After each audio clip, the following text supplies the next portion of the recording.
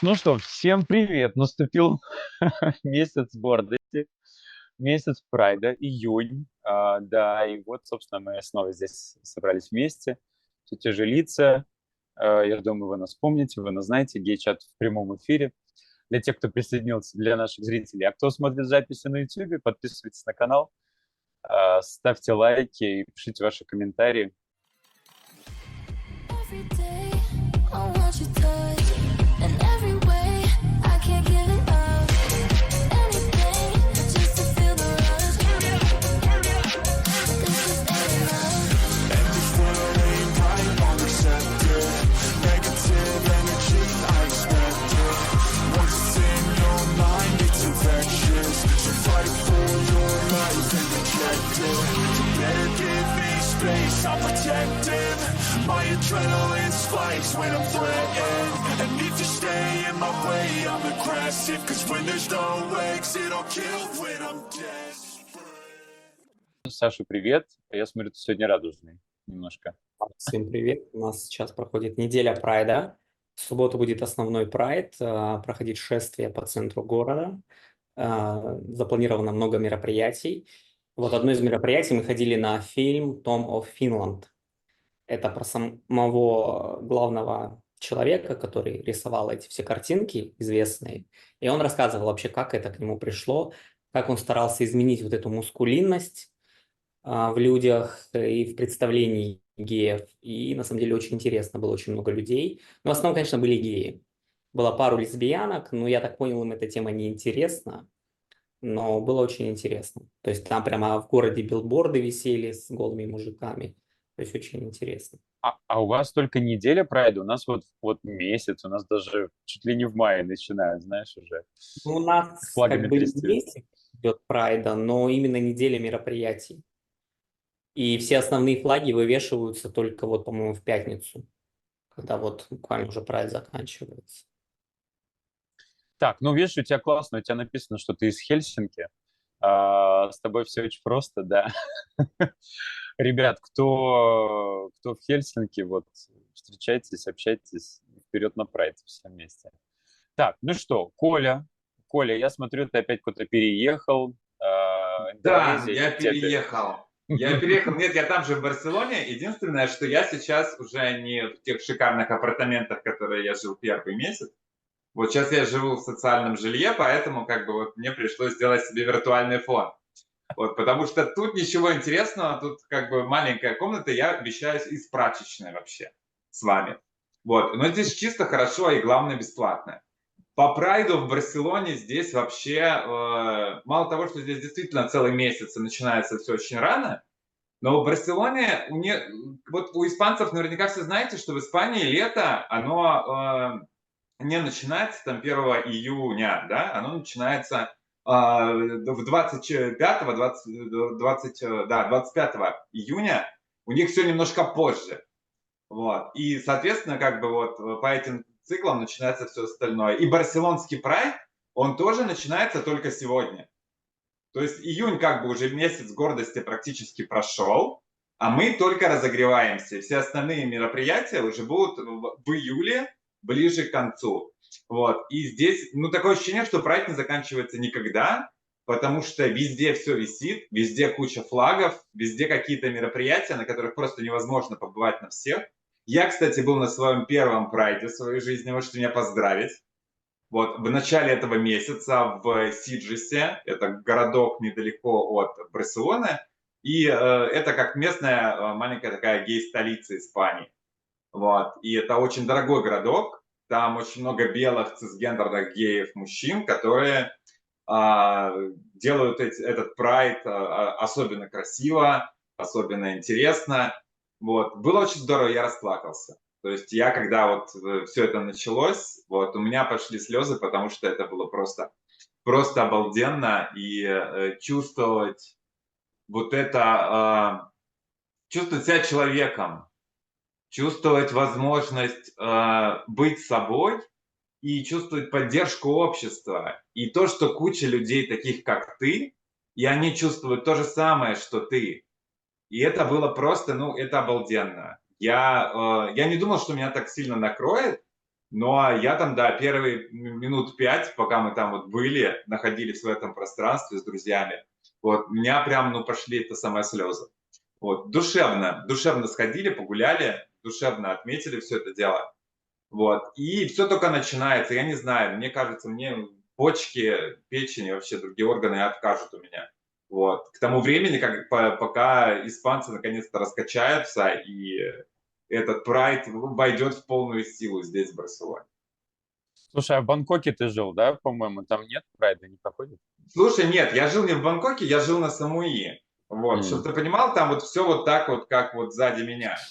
Вот, и там особых прайдов нет, то есть он раз в году там есть какое-то шествие, вот, но там это так не чувствуешь, ну, во-первых, потому что Самуи это как бы деревня, а во-вторых, потому что, ну, там, в принципе, как бы этот вопрос ни у кого не стоит, потому что там абсолютно нет гомофобии как таковой. В Таиланде чем прекрасна эта страна, то что у них в культурном коде этого не зашито. Там никогда не было никакой религии, никакого идеологического представления о том, что там секс между людьми одного пола или там гендерные переходы, выбор там своего гендера, что это что-то неправильное. Вот, поэтому там, наверное, так и не ходят с флагами очень сильно. Там все больше про карнавал и больше про какой-то этот самый. Вот, про веселье. Вот, поэтому, а здесь все-таки другая история. Здесь все-таки другая история, это все-таки история борьбы за права, и, соответственно, это выглядит и чувствуется совершенно по-другому. Слушай, ну что касается ощущения, могу сказать, сейчас вот мы плавно в Аргентину перенесемся. А, с Лешей как раз в Буэнос-Айресе познакомились, и это был мой первый прайд не в Америке, то есть мне, ну, как бы, мне особо не с чем было сравнить, кроме как в США, кроме как, ну, в Нью-Йорке, наверное, по-моему, я даже нигде не был. Но вот многие говорят, что в Аргентине самый, причем такие ребята, которые путешествуют по разным странам, специально по разным прайдам, говорят, что в Буэнос-Айресе прям самый какой-то вот он, не знаю какой. Леш, привет. Какой у вас прайд? Как Привет, тебе кажется? всем привет. Немножко солнышко аргентинского вам. Ты у нас сегодня прям самый вообще яркий, да. Да, потому что, блин, месяц гордости, на самом деле, это же классно. Но хочу сказать, и кто не знает, в Аргентине месяц гордости и сам прайд проходит в ноябре месяце, ну, с октября по ноябрь. И так как у нас здесь вступает в права лето, и поэтому здесь все попозднее, все гораздо у нас, экватор у нас другой. Что я хотел сказать? На самом деле, вот к Коле присоединяюсь, на самом деле вспоминаю его эмоции, вернее, свои эмоции, когда он был, ну, я тоже был первый раз на прайде, это было тоже здесь в Аргентине 2 года назад. Тоже потекли слезы, потому что это первый раз тебе, там, простите, но 40 лет, и ты первый раз в таком оказываешься на таком мероприятии, с кучей эмоций, когда встречаешь знакомых, ты идешь, ревешь, поэтому просто все счастливы. И встречаются другие-то даже там, ну, знакомые, и они тоже на меня глядя начинают тоже реветь. Говорят, ты чего ревешь? Я говорю, блин, ну просто эмоции. Они такие, давай я с тобой пореву. И, короче, это было так клево. Куча эмоций. Ну, на второй прайд, где мы, да, с Олегом там были вместе, мы, ну, там уже не такие были эмоции, уже понятно, я знал, чего ожидать и что будет. Поэтому все было эмоциональнее, немножко поспокойнее. Но прайд на самом деле здесь очень мощный, здесь более 1 миллиона человек, здесь приезжает очень много туристов, и мы, ну, это мероприятие огромнейшее, я не знаю, но мы стоим, ну, минимум 5 часов, это можно отстоять и смотреть, как все платформы идут, каждый со своей музыкой, и, ну, представьте 5 часов, и они все едут, сколько их там, только платформ.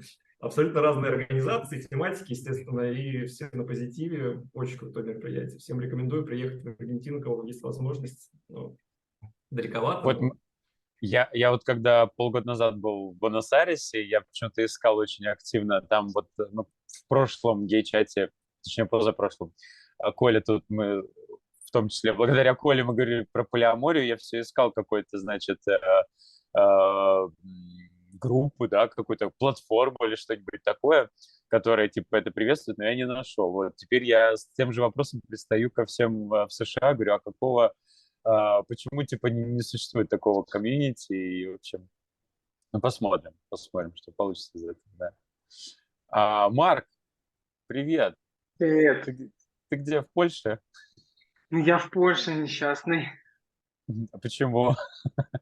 Ну, у нас как будто есть какая-то проблема с прайдами и с местом гордости, то, что они проходят в целом по крупным городам, тут проходят прайд, но об этом нигде практически не сообщается. То есть, например, я подписан на крупные какие-то там инстаграм-каналы, всякие издания польские, и никто не пишет о том, что там в этот конкретный день будет прайд, например, там в Варшаве или в Лодзи или в Познане, как будто это все немножко так в тени. При этом я в этом году не ездил, потому что просто не натыкался на информацию, как бы сам особо не искал. Но в прошлом был году, и это в Варшаве очень крупный прайд, насколько я мог там сравнить с теми, где я был. И там крупные большие платформы с утра до вечера, почти весь город перекрыт, центр города. Но вот, то есть в магазинах нет какой-то вот этого ЛГБТ-тематики, ни флагов нигде не вывешено, ничего такого. То есть как будто сам прайд есть, там месяц гордости есть, и люди, ЛГБТ-представители, они в этом участвуют, но при этом СМИ, телевизор об этом молчит. И если ты вот обычный цисгендерный мужчина, с семьей и детьми, ты об этом никогда не узнаешь, только если не поедешь в центр Варшавы там, в субботу, когда этот прайд есть. Слушай, ну это интересно на самом деле, да, то есть идея прайда в том, чтобы повлиять, так сказать, на других людей, чтобы они это как-то тоже увидели, узнали, то есть это не делать как андеграундным каким-то мероприятием, да, типа, ну там, Да-да-да, но я знаю, что, например, на приехала с прайд... концертом группа Ленинград, кто об этом узнал? Никто. Кому Да, вот так интересно, вот, тот и ну, сходил. Мгм. у меня такое ощущение было, потому что в моем городе прайд тоже проходил, и я узнал условно постфактум, когда какой-то знакомый выложил сторис. А в крупных изданиях, там, инстаграм-каналах города самого ничего не было, и блогеры никакие ничего не публиковали на этот счет, и это очень для меня странно, как будто, все еще есть вот это вот влияние религии, и Польша все еще считается одной из самых гомофобных стран Европы. И, наверное, чтобы не дразнить людей, это как бы СМИ не особо афишируют. Мне кажется, так. Слушай, но все равно ведь ситуация лучше, чем в Беларуси. Пусть Ой, ну лучше так. намного. Ну, конечно. Да. Но в прошлом году, когда мы с парнем ездили, то есть было классное ощущение, что ты можешь там пройти за руку, поцеловаться, и там парни в юбках были, в колготках, все было окей, никого не избили. Подожди, Ну, это только на прайд, а если не прайд, то что, нельзя за руку идти? мне кажется, опасно будет. Да.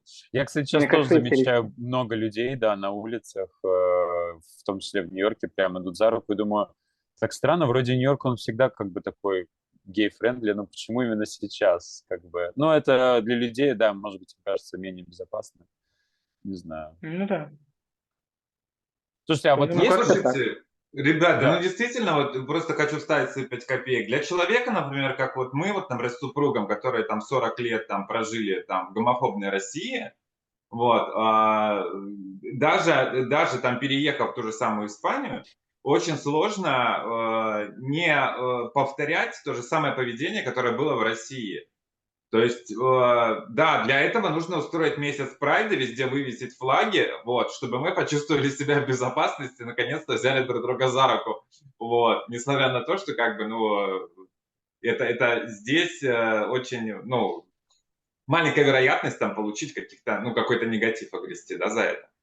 Вот, поэтому, да. Поэтому я понимаю, почему в месяц прайда больше людей появляется всегда, потому что, все люди из разных мест приезжают, не все родились и выросли в толерантном, там, прекрасном там Нью-Йорке или восхитительной Барселоне. Вот. Есть люди, которые переезжают из Канзаса, например, да? Да. Да-да, Саш.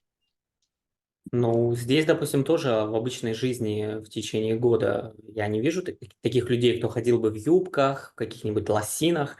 А вот когда сейчас начался прайд, таких людей стало больше. То есть, видимо, это время дает им возможность быть более открытыми нежели тогда, когда они живут в повседневной своей жизни. Потому что тут как бы тоже особо это не афишируется, хотя в транспорте, в общественном есть реклама, что Pride, как бы приходите, мы поддерживаем.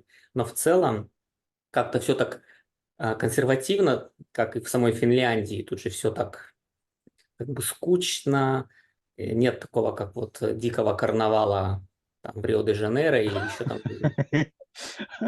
Как у Вот Лёши даже, сегодня, он на лице карнавал. вот даже на самом прайде в основном всегда толстые лесбиянки, бучихи, и на самом деле парней очень мало, потому что как-то тут в Финляндии в этом плане очень все слабенько. Ты хочешь сказать, что у вас лесбиянки более активные? Да, и почему даже в аббревиатуре ЛГБТ на первом месте Л, да, лесбиянки, потому что они больше всего за права боролись. Вот. И О. как Саш, выяснилось, тут тебе надо активизироваться. Давай будешь ты первый в Финляндии, который все это дело там В организует, возьмет на нормальное себя. русло. И, и даже на всех конечно, этих мероприятиях, которые мы тут ходили, в основном бабы там. То есть парней вот раз, два, три и все. И тут держат все, девчонки такие в теле, знаете, такие. все, И, будь тем, кто это поведет за собой. Слушай, ну, может быть, девочкам из России нужно в Финляндию переезжать? Типа парням в Испанию, а девочкам в Финляндию, что-нибудь такое. ну, вот, скорее всего, да. Почему я и пока здесь живу, пока жду паспорт, потом сразу первым рейсом отсюда буду уезжать. Так, только это меня держит на самом деле здесь. Слушайте, но я хочу поделиться своим опытом Прайда. Я, в общем-то, 10 лет за всем этим событием наблюдаю. Да, могу сказать, что я был на первом Прайде в 2014 году, шел в колонне, русскоговорящая, она здесь существует уже тоже больше 10 лет. Вот, там собирается, не знаю, человек 100, может быть, 200. Ну, то есть вообще в Прайде там миллионы человек, даже не знаю сколько, может, 5 миллионов, может, больше. Вот, вообще так получается, что именно в Нью-Йорке это все всегда жарко, это всегда, конечно, ты вот находишься между этих небоскребов, ты просто как на раскаленной сковородке целый день там находишься, и все, естественно, одежды мало, жара, ты весь сгораешь, вот. Мероприятие длится, ну, само шествие, наверное, часов 5 тоже идет, сбор еще часа 2, то есть ты вот часов 7 просто вот находишься вот на этом пекле, да. Есть такая тенденция, могу сказать, что к прайду присоединяется, особенно вот именно в колонну, очень часто люди, кто вот, ну, приехал только там вот год, например, полтора-два, потом люди как-то меньше ходят на эти мероприятия, ну, особенно вот как участники, то есть, может быть, как зрители, да. То есть есть такое ощущение, что человеку нужно пройти через это там, ну, пару раз в своей жизни, немножко что-то, так сказать, подлечить, да, как-то немножко переформатировать свое там сознание, понять, что все нормально, ну, тут все как бы, и, типа, можно ничего не бояться. И на этом как будто бы миссия Прайда на самом деле, ну, вот, заканчивается, потому что, ну, вот я просто по себе могу сказать, что я, ну, пару раз всего был за 10 лет, я был вот один раз шел в колонии, один раз был в качестве зрителя, по-моему, в прошлом году. Ну, вот, поэтому не знаю. И, кстати, что касается, вот этот Марк говорил, что якобы как какое-то неизвестное мероприятие, да, у вас никак не рекламируется, а у нас столько рекламы, что у нас Pride — это одна сплошная реклама. То есть идет колонна Кока-Колы, Pride, колонна каких-то банков, Pride, колонна полицейских банков, эти, Pride. И вот это все, то есть оно столько стало, ну, знаете, Америка, она же вся как бы вся на коммерции, вот, вся на рекламе. Ну, в общем, на самом деле, мне иногда сложно понять, а в чем смысл-то прайда вообще, как бы, потому что, ну, как-то вот... Сцену у нас, кстати, как таковых тоже не устанавливают, то есть вот куда люди все потом собираются, где какой-то концерт или что-то такое. Вот как-то здесь этого нет, вот просто шествие и все, и потом все разбредаются по разным барам, которые, конечно, переполнены. Вот, ну, в общем, как-то так. А вообще могу сказать, что, честно говоря, июнь вообще это месяц просто... Они его уже... Мы, в Нью-Йорке он уже начинается где-то в последнюю неделю мая, уже начинается pre-прайд ивенты. И это такое просто... Их тут такое количество, что просто некогда спать, некогда вообще ничего делать, потому что их очень много, как бы просто все клубы, бары, рестораны и какие-то это все как бы переделывается, ну все, так сказать, арендуется, да, под прайд как бы вечеринки, то есть вся эта музыка, какие-то травести там, танцоры, я не знаю, все, что только секс-вечеринки, то есть все это. Я, по-моему, на одном рассказывал, к сожалению, я не пойду на это мероприятие. Они арендовали на 2 суток русскую баню в Бруклине. Вот, И да, ты обещал рассказать. но я не был, это будет в эти выходные. Вход туда будет стоить, по-моему, $120, вот, что очень много для такого заведения, да. Мгм. Ну вот. Единственное, туда нужен я видел рекламу, значит, объявление, нужен человек на прием одежды, гардеробщик. Но я не могу, я все равно работаю в тот день. Вот, короче говоря, выглядит достаточно странно, но, в общем, даже такое происходит. Да. Что люди не делают, как говорится, ради денег. Вот. И там реально прям написано Russian, типа русская баня, прям русскими буквами. И там будет просто толпа геев стоять всю субботу день, субботу ночь и воскресенье ночь. Да. Так что, Ну, слушай, ну это, по-моему, прекрасно. Это, по-моему, прекрасно, потому что я был в барселонских саунах здесь для геев. Ну, это ужасно. Ничего не видно, все темно, очень холодно. Не помыться, не поебаться, ничего не сделать. Не посмотреть, как люди другие это делают. слушай, Это просто ужасно. мы с тобой вообще в одной лодке. Ты прям перечислил весь как он, прескурант, который для меня важен. Холодно, как может быть, да, это всегда плохо. Это Да, невозможно. Ты вот так вот ходишь, тебе ничего не хочется, правильно? Должно быть тепло, жарко, я не знаю, все что угодно, да. Всё И по спряталось. поводу темных комнат могу сказать, кстати, что когда я еще, вот мы сегодня хотели там тут про здоровье поговорить, больше всего, кстати, передается каких-то всяких ЗПП именно в темных комнатах или темных углах. Во-первых, ты реально не видишь людей, кто они там вообще. Я уже вообще не хожу в темные эти углы, потому что, ну, камон, как бы. Да, я наоборот нахожу самую какую-то светлую точку, где какие-нибудь там экраны, порно там на всю стену, что-нибудь такое. И вот там уже нормально. Есть такое, да. ну да, Я потому что, вчера... ну, первое, это как бы первая профилактика, как бы всех КПП и все остальное, осмотреть партнера. Ну, это, блин, написано везде в учебниках. Посмотрите, там не должно Да быть ладно. язв, там вот этого всего, там, гниющей Это плоти. биология 6 класса. Осмотрите партнера. Осмотрите гениталии партнера, да. Ой, ребят, я вчера был на такой вечеринке, просто жесть. Ой, Рассказывай. просто жесть. Ну, знаете, на самом деле, как бы по итогу, я думаю, во-первых, время пролетело просто очень быстро. Уже было, я домой приехал в 5 утра. В итоге все закончилось... Во-первых, вот, я ничего не понимаю. Они обещали, что туда, значит, приходят ну, обычные люди и приходят эти парни с OnlyFans, да, все вот эти вот, которые снимают порно и все остальное, да, там. И, значит, всегда, ну как, по крайней мере, вчера так было, что будет перформанс на сцене. Вообще, я не знаю, как это в Нью-Йорке происходит, потому что, ну, в Бразилии такое нормально, вот, но не во всех, в Колумбии такое нормально, но как бы в других странах нет. Не знаю, как они в Нью-Йорке это делают. В итоге выходят 2 этих мужика. Один из них очень известный, я уверен, вы его знаете, не помню его имя. Вот, и у них как бы начинается секс. Но в итоге как бы вот до секса это и не доходит, на самом деле. То есть я не понимаю, в чем дело. В итоге стоял у одного, стоял у другого, через 10 минут все, кино закончилось. То есть как такового секса нет. Я не понимаю, в чем дело. То ли они стесняются, у меня ощущение, что когда ты снимаешь типа видео на камеру, и там у тебя в комнате там 3 человека, 4 человека, это одно, может быть.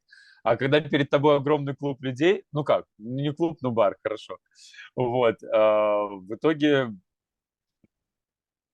когда мы там с парнем из Пуэрто-Рико вот так вот схлестнулись, и там еще так получалось, что свет на нас попадал. На самом деле, мне кажется, было гораздо веселее, когда стояло гораздо больше парней.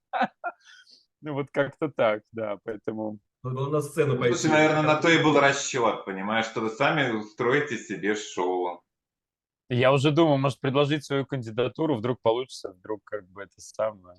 Ну, скажу, ребят, ну что у вас как-то все? Но видишь, Скажу, они все равно нас Бразилия, завели. У них цель была какая? Дать настроение такое для публики. Все случилось.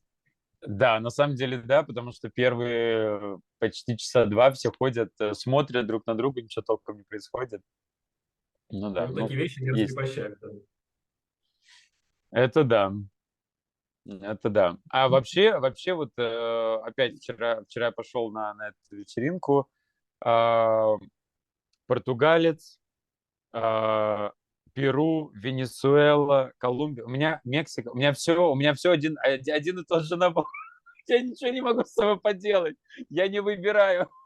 А Не понимаю, как мексиканцы, вот, латиносы, они обрезанные все? мексиканцы нет, не обрезанные. Да нет, подожди, вообще, по-моему, латиносы не обрезанные. Леша, С чего латиносы должны быть обрезаны, Я объясните еще замужний мне. человек. Нет, не обрезанный. я замужний человек. Ну, что-то такое, да. Не, по-моему, латиносы не обрезанные, да. Нет, наверняка бывают и обрезанные. Вообще-то как бы это, ну, вещь как бы, ну, эту операцию делают по медицинским показаниям, не только по религиозным. Ну и гигиена, да? То есть, Да. Ну, по медицинским реже, наверное. Ну, конечно, реже, да, понятно, да. Ну, я, в принципе, к тому, что можно найти обрезанного латиноса, если поискать точно, как и необрезанного. Ну, я думаю, любого можно найти Просто обрезанного. обычно, когда порно смотришь с латиносами, кажется, что они все обрезанные там. Кажется. Но вообще, кстати, иногда сложно понять, да? Как бы, да, Если- либо у него там вот эта крайняя плоть очень маленькая, и что кажется, что он обрезанный. Или хрен его знает, или они, может, ищут таких обрезанных, чтобы порно. Ой, Леша, у тебя к нам был какой-то неприличный вопрос. Да ужас.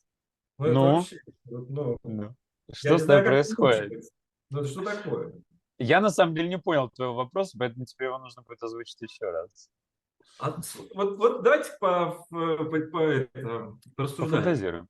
Да, Давай. я немножко расскажу о себе, так вкратце, быстро, потому что, чтобы это понять вообще, что происходит.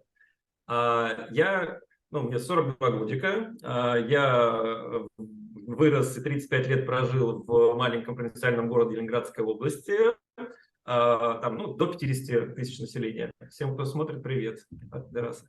Да,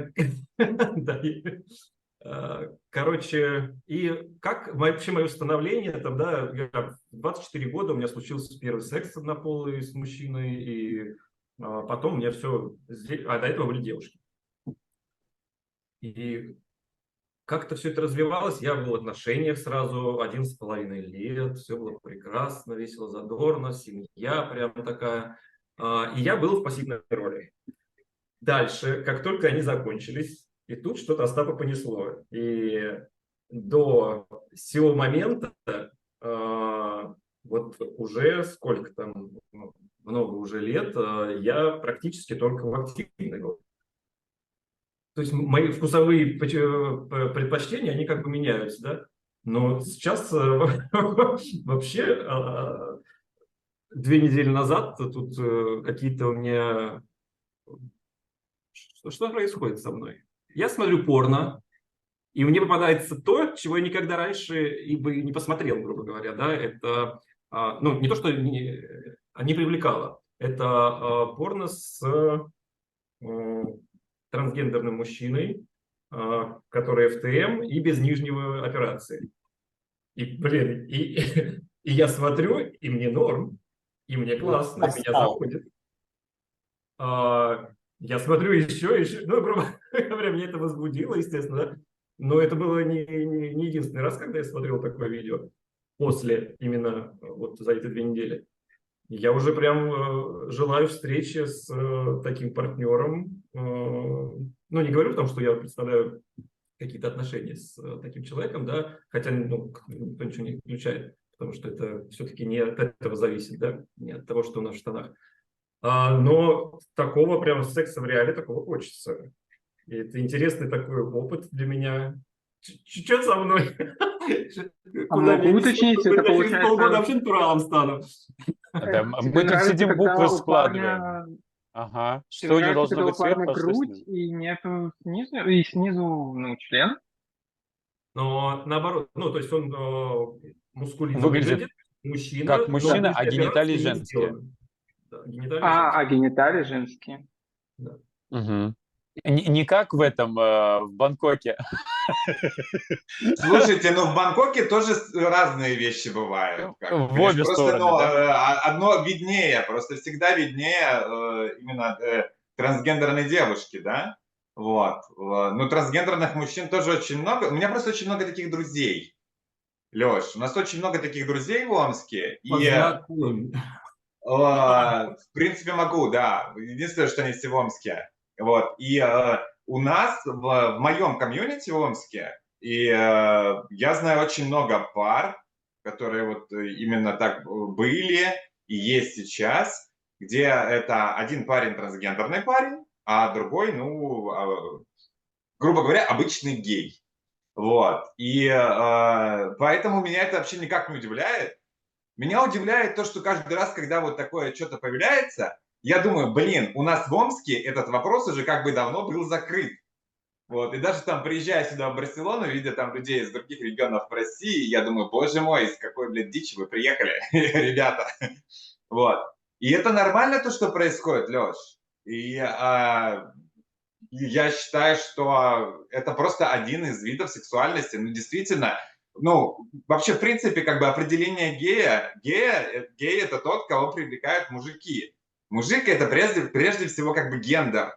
Это, скажите Это не мне, член, да? Успокой меня, это не внешнее, член. вот, да, это вот внешняя именно какая-то социальная роль и гендерное самовыражение, которое идет вот как бы вот наружу.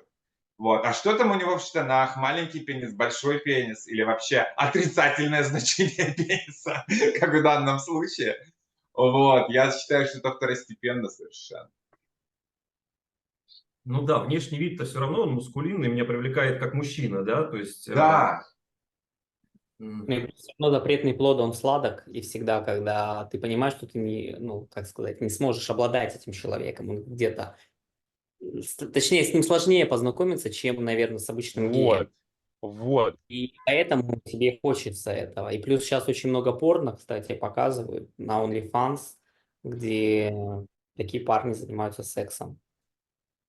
Коля, а как вот, у меня просто есть один друг такой в Нью-Йорке, а как вот это правильно, ой, как вот, вот с ними вот подружиться? Я не понимаю, как, ведь есть же какая-то, наверное, стигма, да, то есть, наверное, как-то вот, как вот я приду, говорю, я хочу тебя, да, а вот как, как вот, ну как вот мне слушай, ну я подойти к думаю, что человеку? просто, да, здесь очень много всего, конечно, переплетается. Вот. И, естественно, все должно, я считаю, исходить из обычных человеческих отношений. Потому что, ну, действительно, очень многие обижаются, есть люди, которым не Мгм. нравится то, что их сексуализируют, да, что Да, с ними начинают общаться не потому, что они интересные люди, а потому что вот он мужик, но с вагиной. Вот. А у меня меня все такого только и еще не было. сексуализируют, со мной все только из Вот. этого и общаются, но я не обижаюсь. Ну вот, понимаешь, да, есть люди, которые на это обижаются, есть люди, которые на это не обижаются. Вот. Поэтому я не думаю, что это что-то сложнее, чем что-то Мгм. другое. Вот. Нужно, ну, оставаться человеком и больше разговаривать с другими людьми. Вот. И слушать то, что они говорят. Просто из-за того, что, может быть, в связи с тем, что их в численности их меньше, поэтому как бы у тебя меньше шансов на пробы и ошибки, скажем так. У Да, меня я был такой согласен, да. И действительно очень сложно, даже вот, казалось бы, мы все вместе ЛГБТ, но люди, которые именно не то, что даже трансгендеры, потому что я тоже трансгендер.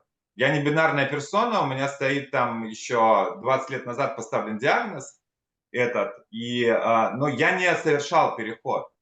Я не делал переход, то есть моя адаптация, она прошла дальше как бы, ну, без гендерного перехода, без смены маркера там в паспорте, без каких-либо там операций, да, пластических. Вот. Я просто чувствую себя хорошо сейчас, так как я есть, и это соответствует моему как бы паспортному полу, вот, и моей внешности. Вот. И даже мне сложно как бы порой бывает общаться с людьми, которые этот переход делали, которые там принимали гормоны, которые официально меняли этот гендерный маркер. Это же целый кусок, пласт жизни, который их, объединяет, и который очень сложно понять людям, которые там не проходили через это, и которые об этом ничего не знают. Потому что это нам-то кажется, о, красивый там чувак, вот с вагиной, о, это здорово, прикольно. Вот. Но мы же не знаем, что за этим стоит, сколько всего человек потратил для того, чтобы быть тем, кто он сейчас есть. Сколько врачей он обошел, сколько гормональных препаратов он сменил, и что ему приходилось делать для того, чтобы их достать. Потому что это не просто даже вопрос денег. Иногда это вопрос просто, каких-то случайностей и поиска возможностей, которые сравним там, я не знаю, со спецоперацией там по добыче там наркотиков. Вот. Несмотря на то, что это все легально практически всегда и везде.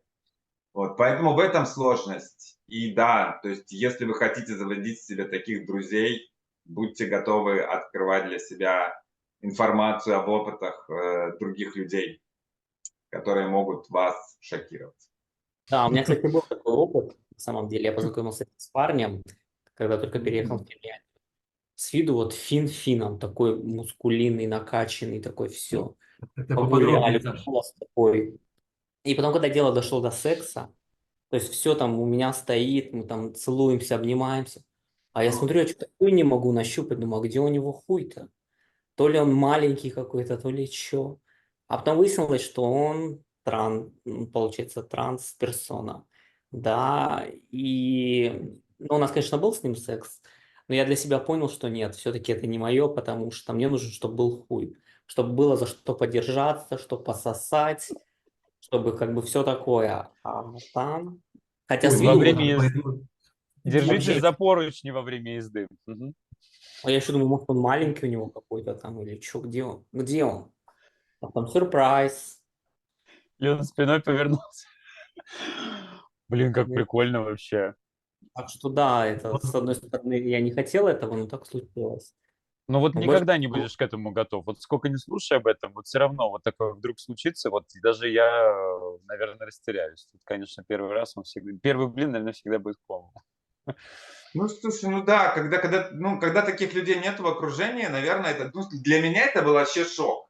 Когда впервые, я встретил таких людей, которые оказались в моем окружении, классные парни, и вот они на самом деле, без члена.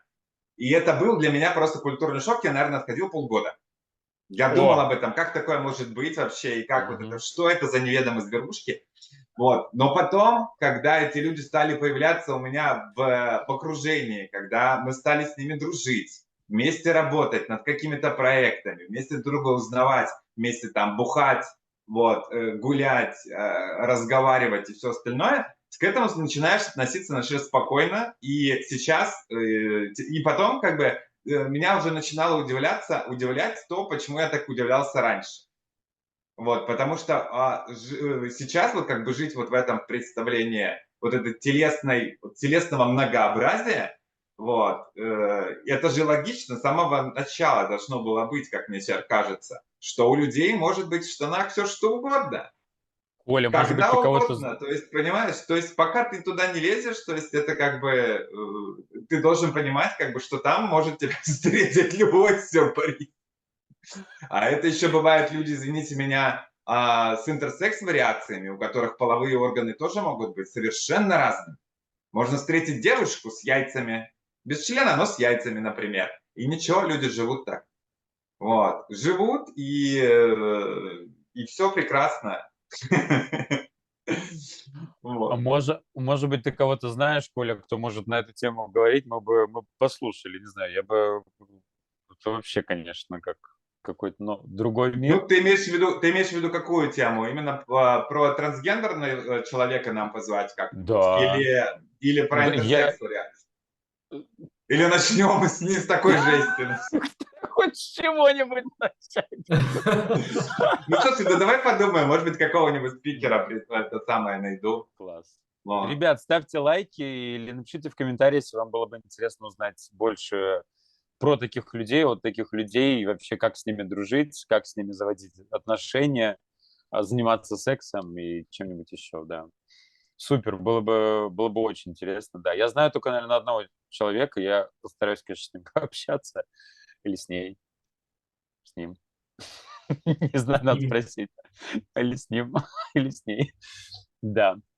Друзья, вообще, время летит просто невероятно. Я могу сказать, что сегодня у нас вновь присутствуют зрители во время записи этого эфира. Друзья, если вы хотите также присоединиться к нашему разговору, в описании под этим видео есть ссылка, и там все ссылочки, в том числе и запись на гей-чат. Пожалуйста, welcome, присоединяйтесь.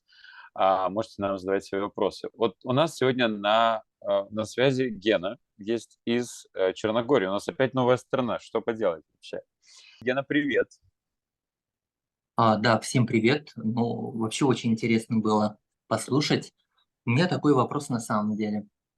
Я недавно читал Игоря Семеновича Кона, ну, нашего известного сексолога, и я наткнулся, на такой текст, где он говорит о том, что, ну, есть, скажем так, условно, три подхода к интимным взаимоотношениям.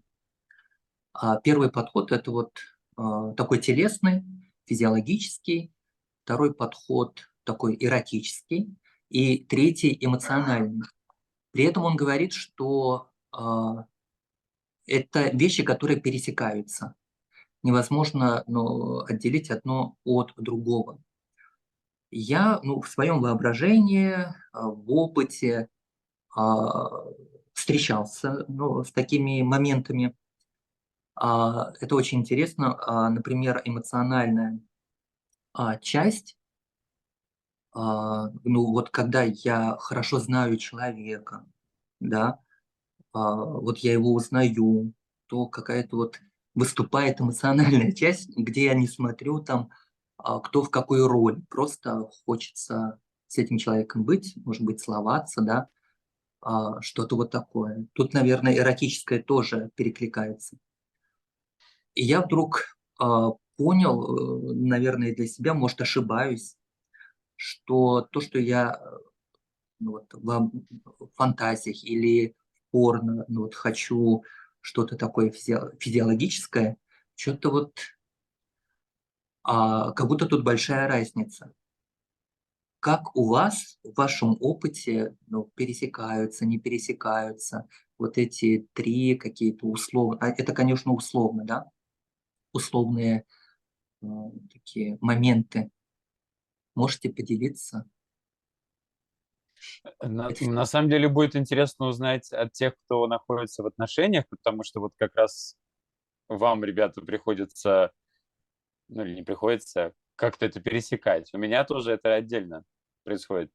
Животные, телесные желания с одними людьми, а эмоциональные и эротические с другими. А у меня Так, вопрос в Илюша? том плане, что сказано было, что три: физиологическое, эротическое, эмоциональное. А в чем, что значит эротическое? То есть, Эротическое, я понял, это как прикасаться, изучать тело, вот что-то больше вот в этом плане. Эмоциональное как-то...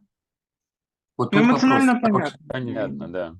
Мгм. Эмоционально-физиологическое понятно, эротическим был вопрос. Ну, Марк, я, наверное, знаешь, я, Это наверное, это так понимаю, что физиологическое – это непосредственно контакт тел, грубо говоря, я хочу там анального секса, там пассивной роли. Вот это моя физиологическая, да, потребность. Вот. А эротическая, когда я хочу иметь отношения там с определенно выглядящим человеком, который по определенному говорит, по определенному там, ну, Выглядит. одевается, да. Мгм. То есть, ну, как бы одно дело, как бы физиологически сам механизм, то, что происходит. Другое дело, Мгм. как бы вот именно эротический Как момент, фантазии. это что меня возбуждает помимо физиологической вот этой составляющей непосредственного процесса Контакта. механического. Я, наверное, так это понимаю.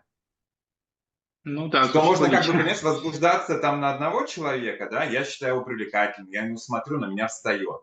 Вот. Но не всегда там я могу с ним там сделать горловой минет.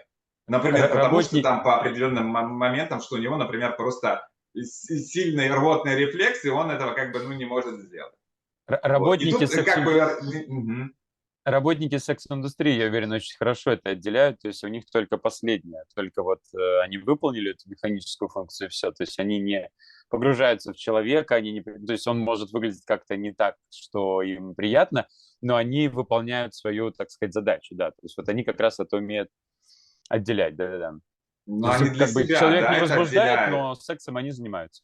Мгм. А для потребителя они, наоборот, как бы, понимаешь, должны совмещать ну, источник эротического наслаждения, да, и физиологического. Ну, они сами излучают, то есть то, как они выглядят, то есть Да. клиент получает вот эти два аспекта, Мгм. Мгм. эмоциональный и, эротический и физический. Он Эротически, получает. да. Ему нравится, как выглядит, и Мгм. ему нравится сам процесс. Но А тому, кто эмоциональный выполняет, подход, исполнителю, ему уже смотрит только механическое нужно. Да, Сань? эмоционально. Я говорю, эмоционально, наверное, тоже. Ты же смотришь и видишь, как на тебя смотрит этот секс, так сказать, работник. Он же понимает, что тебе нужно показать, что тебе клиент нравится, да, и чтобы отработать свои деньги, наверное, если в этом ключе брать. Все-таки эмоции Ну, играют роль. У меня вот такие наблюдения есть, что вроде бы встречаешься с человеком, ну, скажем так, на первый взгляд кажется, что нет, вообще, ну, не мое. Но самое интересное, что по мере того, как я узнаю этого человека, у меня какая-то потребность больше эмоциональная появляется, и вообще не смотришь на то, что первый взгляд там какой-то был, или тело, условно, маскулинность, да, куда-то все это уходит. Даже сложно объяснить, что выходит потом на первый план. Это Мгм. то, что мне, наверное, человек нравится, подходит, как-то безусловно его принимаешь, да, хочется с ним быть. Ну, такое интересное наблюдение есть. а можно я попробую перефразировать вопрос и адресовать его все-таки тем, кто в отношениях? Я так понимаю, Марк, Леша и Николай, да? Вы втроем живете вместе. Шучу. Вы втроем в отношениях. Вот как, не знаю, Гена, скажи, ну поправь, если это так или не так, попробуй по-другому, да, этот еще вопрос сказать. С другой стороны зайти, что, типа, как вам удается сохранять... Потому что у меня, в принципе, такой же есть вопрос, вот как у Гена, схожий, мне кажется, что чем больше я узнаю человека как человека, тем меньше мне его хочется как сексуальный объект. И вот как вам удается сохранять... Нет, не такой вопрос, Гена. Нет, наоборот, Олег, чем Наоборот. больше я узнаю человека, ну, Ой. тем больше я его хочу, да, Так это и в круто. сексуальном, и в эмоциональном, и в эротическом. Мне кажется, тут вообще такое пересечение всех этих Так это круто ж. условий происходит. Так, наверное, так и Как должно быть, нет? Нет, но мне кажется, что какая степень контакта эмоционального с человеком. То есть одно дело, когда вы там только начали общаться, там полгода условно вместе, да, и, конечно, у вас все это бурлит. Но, например, когда вы там третий, четвертый, пятый год дальше живете, мне кажется, эта эмоциональная близость немножко другая, нет? И мне кажется, что тогда это угасает больше, чем если вы там только первый год вместе. Ну, у меня отношения были 6 лет, то есть у меня именно как бы именно угасало, да. То есть я, Ну вот, я про это и говорю. Ну, а разве да. нельзя То, что непонятно, про какой период времени говорит Гена. То есть это вот начальная стадия, когда ты только погружаешься в человека и каждый раз узнаваешь что-то новое, тебе как бы наоборот хочется еще больше узнать. Или когда ты Мгм. уже слишком много знаешь человека, и тебе уже не хочется. Вот какая из стадий его как бы в человека влюбляет больше или заставляет его хотеть? Саша, Коля, что вы думаете? Мне кажется, чтобы не угасало, надо как-то все это вот немножко поддерживать там, какие-то сексуальные практики, может быть, новые для себя открывать, чтобы... Ну и плюс партнер тоже должен, наверное, быть всегда в тонусе, а не так, что вначале вы встретились 10 лет назад, два атлета, а потом через 10 лет два вот таких колобка Оба стали. котлеты. Обычно так и происходит. Два котлета. Слушайте, я тут про себя думал, у меня вообще каждые 3 месяца вкусы меняются. Вот мне пытаться найти бойфренда вообще даже нет смысла, потому что думаю, сейчас в рамках гей-чата найдем мне бойфренда. Думаю, да, а как его искать? Мне сегодня нравятся одни, через 3 месяца вообще будут другие, да. Кстати, вот у меня тоже нет какого-то определенного типажа. Наверное, либо парень либо нравится, либо не нравится. И тоже от общения много зависит. Потому что ты, когда общаешься, у тебя уже, мне кажется, фигура на второй план немножко отходит. Как бы чуть-чуть, если тебе с ним эмоционально интересно. А если у вас еще сексуальные практики совпадают, какой-нибудь там легкий чмор, там или еще что-нибудь такое, да, там или какой-нибудь петинг, там, я не знаю, и тогда О, вообще Петя, мы любим. Все, что связано с Петей, это мы, да, приветствуем. Ой, ребят, но, Ген, я надеюсь, что мы частично ответили на твой вопрос, но мне кажется, что у тебя все классно. Если ты узнаешь человека, и ты хочешь его больше, так это же замечательно. Наоборот, это круто, то, что можешь построить крепкие отношения на этом, а не Ну бегать от да. партнера к партнеру. Возможно, что когда Гена будет в отношениях, скажем, вот 2-3 года, он к нам придет и скажет: а теперь у меня следующий вопрос. Я Да. уже настолько хорошо знаю этого человека, знаю все его вечности, что мне что-то как-то уже не в кайф. Уже хочется Ну, что-то новое.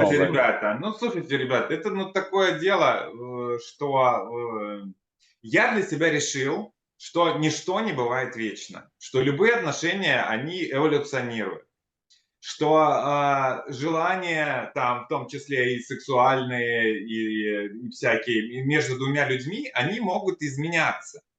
И это может, ну, как говорится, угасать, да, это может переводиться как-то в другую плоскость. Взаимодействие тоже с другим человеком может меняться. Вот, не все же держится только вот на, как бы, на непосредственном сексе между нами там двоими. Вот. Человек это же больше, чем просто как бы сексуальное взаимодействие. Вот, поэтому я в какой-то момент просто расслабился, и у нас, да, у нас разные есть периоды. Есть периоды, когда мы занимаемся любовью там строго по графику, чтобы все не заржавело, вот, и следим за этим. Вот. А бывают периоды, когда у нас вспыхивает просто, ну, страсть друг к другу, и мы просто только и делаем, что занимаемся этим. Вот. И за вот эти вот 13 лет, ну, такие вот как бы, ну, волны, они бывают. Вот, ну, ничего, это нормально, ничто не бывает вечно и постоянно. Жизнь меняется, люди меняются, отношения между ними тоже. Марк, как у вас? Я вижу, ты внимательно слушаешь. Как давно вы вместе? Ну, почти 2 года уже, да. Ну, у нас, если про секс конкретно говорить, у нас разные периоды тоже были, но тут конкретно от человека зависит, ну, мне не всегда хочется секса, наверное, там бывают периоды, там, что месяц, ну, у меня нет какого-то желания заниматься сексом, и я Мгм. просто позволяю себе это. А в целом мы пока не надоели друг другу, но мне кажется, что это может случиться, наверное, и, скорее всего, А случится. что он делает вот этот месяц? Вот тебе не Ну, не хочется секса, а знаю. ему хочется. А? Ну, разбирается с этим сам, взрослый мальчик. С кем? В смысле, сам один или с Ну, сам с кем-то? собой, у нас не открытые отношения. Мгм.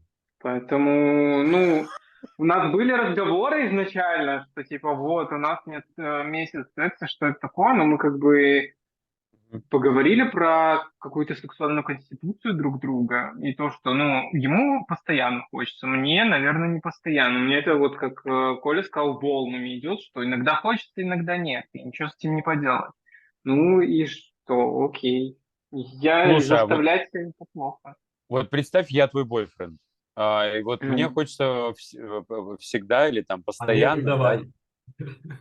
да. Значит, Я А, тебе говорю, давай. что? Что? И ты говоришь, я твой бойфренд, представь, что мне хочется постоянно, и ты ему говоришь, давай, а он тебе давай. скажет нет. а я говорю, Ну, ну это не так происходит, что типа он говорит, давай займемся сексом. Ну, это начинается какие-то вот поглаживания, там как-то приставать человек начинает. Ну, я показываю, что я не хочу. И всё. ну вот Блин, что я делать, прям потому что я... закипаю. Что?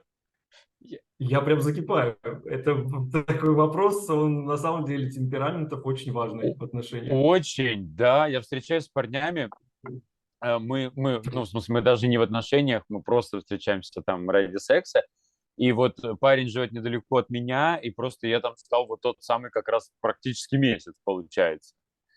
И я такой думаю, ну, естественно, у меня между одной встречей с ним и другой там уже была целая карусель людей, потому что я не могу сидеть месяц и ждать. Вот представь, что я твой парень, а как вот об этом вообще договориться? Вот тебе надо раз в месяц, мне надо, не знаю, хотя бы раз в 2 дня. Э, Ну, Да, и мне здесь я кажется, вот еще Что какой-то ты мне ставлю Марка. стандартный. предложишь? Что ты мне Почему, предложишь? почему Марк именно, то есть вы в вашей паре вы выбрали твою, ну, ты не хочешь, ну окей, да, то есть почему у вас разные темпераменты, почему надо твой он превалирует, чем его, да, почему не тебе потерпеть, грубо говоря, дальше там и заняться сексом лишний раз, чем все-таки Ну, он потому будет что это справлять насилие, то А, есть, мне кажется, это насилие, нет? Когда ты делаешь то, что ты не не хочешь, и в хочешь. угоду кому-то, это уже как бы насилие. Когда ты не получаешь там, условно говоря, удовольствие от Типа у тебя анального есть, секса, то это мгм. насилие. Типа у тебя Разве есть нет? право на пользование своим телом. Окей, да. Да-да-да, А да. он должен, если у него потребность в сексе там ежедневная, пусть с этим сам разбирается, как бы. Окей. Ну, он может с этим разобраться, но понимаешь, это не то, что я такой, все, нет, иди разбирайся сам. То есть у нас был большой разговор, и мы там еще в разговоре о том, какие у нас фетиши есть, я ему говорил, что ну, я могу рассмотреть вариант, чтобы ты встречался с кем-то третьим, если у тебя есть такая потребность. Но человек сам не хочет. Пока что в наши отношения Все. переводить кого-то Тогда третьего. Это норм, его да. выбор. Все, Это его выбор. Да. мы услышали самое главное. Все отлично. И я хочу, Гуляем. чтобы все поняли, что я А как то бы, разбирайся что сам. это не так, что типа я сижу там, знаете, полгода не даю ему, и он страдает. Нет, я говорю, что это просто волны, что типа мы можем полгода ебаться каждый день, но типа 1 месяц в году у меня может не быть желания. Вот случается такое. Да-да. И все. Все, Ну ладно. все хорошо. Все, нормально, нормально, выживем. Все, я просто подумал, вдруг мы с Марком окажемся вот на этом необитаемом острове, никого больше не будет. Как удовлетворять друг друга, если наши циклы разные? Отлично. Так, ребят, на самом деле мы с Геной знакомы уже больше года. Мы с ним запустили проект пару месяцев назад помощи ЛГБТ-людям. Он на самом деле направлен и для... Это психологический проект психологической помощи. Он как для самих ЛГБТ-людей, так, в принципе, и для их друзей, для их родителей и так далее, потому что в рамках этого проекта можно на самом деле посмотреть, изучить, узнать, как и что переживают люди в ЛГБТ-сообществе, русскоговорящие в том числе. Вот, мы создали закрытый телеграм-канал, в котором Геннадий проводит демонстрационные психологические сессии, вот, которые можно посидеть, послушать. И я уверен, что многие вопросы, которые поднимаются в рамках этих сессий, на самом деле, ну, они плюс-минус схожи, да. Вот, это будет очень полезно, я уверен, для очень многих людей. Вот. Поэтому я, наверное, оставлю ссылочку на Телеграм Гены, вот, и вы можете ему, все, кто смотрит это видео, можете ему писать, он обязательно пришлет приглашение в этот Телеграм-группу. Вот, все. Друзья, у меня есть еще одна рубрика, но это просто такое, как объявление. Я ее назвал «Встречаемся с гей-чатом в реале». Значит, мы с вами находимся в разных странах и городах. Вот давайте придумаем такой момент, что кто нас сейчас смотрит, будь это Буэнос-Айрес или Хельсинки, или Барселона, или Нью-Йорк. А, И с нами кто-нибудь хочет встретиться, например. Вот, как всегда, наши инстаграмы будут под этим видео. Ну вот. И значит, и мы будем проверять, если нам кто-то написал, типа, там, не знаю, Леша, я увидел тебя на гей-чате, увидел, что ты живешь в Буэнос-Айресе, я тоже. Меня зовут там так-то. Пойдем на кофе. Вот. Как вам такая идея? Да, Отлично. класс. Отлично? Прикольно. Ну, все. От вас... Огонь. Огонь? Все, от вас тогда придумать место, куда бы вы могли пойти с этим человеком. И, не знаю, там, чашка кофе или у кого что пьет. У Леши там маты, например. Леш, куда бы ты пошел на... Это не свидание, это просто встреча. Я уточняю, потому что я сразу, знаешь, как в переписках Не. в приложении место есть.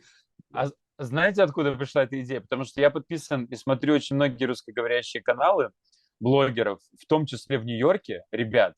Некоторые из них живут там полчаса от меня, 20 минут от меня. Я ни разу их не видел в жизни. Вы понимаете? Они выкладывают, вот я попил, вот я поел, вот я поспал. А вот напиши ему это самое, типа, давай встретимся, никогда. Поэтому я хочу этот барьер сломать и дать возможность людям встретиться с нами, кто хочет. Леш, куда бы ты пошел в Буэнос-Айресе вот на такую встречу? Я Твое любимое не... место? Да, я понял. Я не люблю посиделки, то есть кофе, чай, вот это кафе и эти такие вот мероприятия, они тем более для первой встречи, они не для меня. Я люблю общаться, я люблю пешие прогулки, люблю парки, и, ну, мне кажется, там люди как-то проявляются все равно. Ну, для меня это комфортная обстановка, и плюс это не просто ты сидишь, знаешь, вот так вот, и с человеком вот так вот общаешься, да, то есть, ну, у тебя как бы немножко по-другому это все восприятие идет людей. Поэтому я бы пригласил куда-нибудь прогуляться, и я очень часто хожу, например, тот же у нас есть не очень сексуальное место, но это экопарк в Буэнос-Айресе, не знаю, ты был или нет, когда приезжал, роскошное место, ну вот как-то так. Отлично. Коля, в Барселоне ты уже пересмотрел какие-то места? Слушай, я человек куда занятой. позвал? У меня очень напряженный этот график, мне нельзя Да. терять ни минуты, поэтому я бы предпочел пойти на нудистский пляж. Вот, чтобы сразу как бы вот, ну, убить двух зайцев, потому что загорать мне все равно нужно постоянно, регулярно. Все, ребят, Вот. пишите, кто в Барселоне, пишите Николаю в директ, в Инстаграм, он проверяет, и вы идете на пляж. А Коля с вас фотки. Нет, в одежде. Леша, с тебя тоже. Если такая встреча произойдет, Интересно. да, до следующего эфира. Движемся дальше. Вот первый там этот супергерой, да? Да. Мгм. Как вам такая тема? Хороший супергерой. Мне его лицо не очень это самое, а вообще Мне идея с тоже. супергероями это прикольно. А как вам Член Латинос? похож на член моего мужа очень сильно. Да. Мгм. А это же не стоякший, да? Нет, Ну, он отдыхает. Ну, Ну, если есть написано- такие, знаешь, они не стоячие, вот так вот выглядят. Разницы не заметишь. Они еще... Латинос очень классный, конечно, да. Латинос как будто обрезанный опять. А Да. вот, Но кстати, не обрезанный. не обрезанный. Он Он не не обрезанный. обрезанный.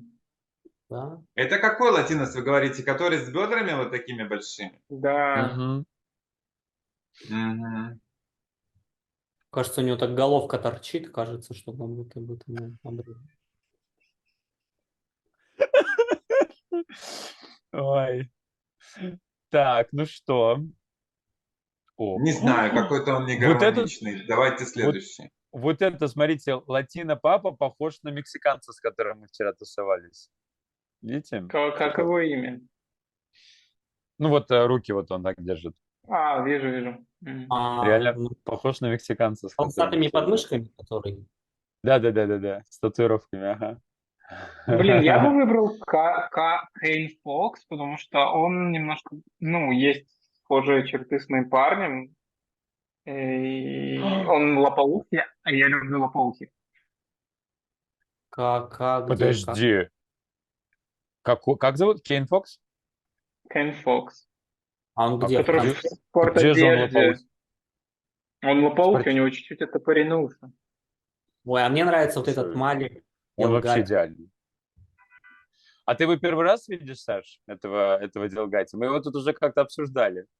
Ну в да, чатике. у него такие ноги прям вообще, и член такой прям. Он вот в самолете, я не понимаю, а как он сделал эту фотографию? Это туалет, да? Ой, Да, нет, это не про Делгадзе, следующий после. Кто там? Ну, Кен Андре Фокс. Кейн Фокс, ну так Марк про него только что говорил, он вообще Да, идеальный да, какой-то. хороший. Да. Он на русского даже похож, да?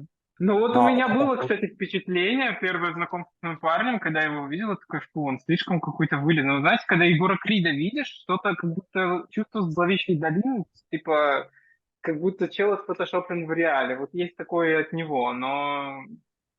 Все реальное, все А, настоящее. кстати, вот у меня вопрос, я всегда, вот этот вот, видите, Финн Аугуст, у которого на челене какая-то, как замок верности или что, вот что это такое вообще?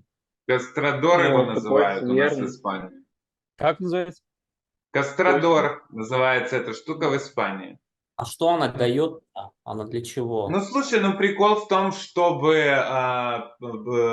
партнеру, который в пассивной роли, вот, чтобы, ограничить возможность стимуляции члена и не давать ему вставать, для того, чтобы человек в пассивной роли мог сконцентрироваться именно на ощущениях, именно которые у него происходят сзади. Какая-то Вот. пытка 19 века, по-моему. Ну слушай, ну вот кому-то нравится. То есть это часть из спектра БДСМ практик, я так думаю, все-таки это. Вот, Ну, я можно знаю, так что это опасная описать. фигня, что с членом потом могут быть проблемы, если ты прям на постоянке носишь. Мгм. Нет, ну да, я тоже думаю, что это нельзя носить постоянно. Это исключительно, Ой, а вот этот еще тоже хороший, малолеточка, мальчик, как его, Спайки Ди.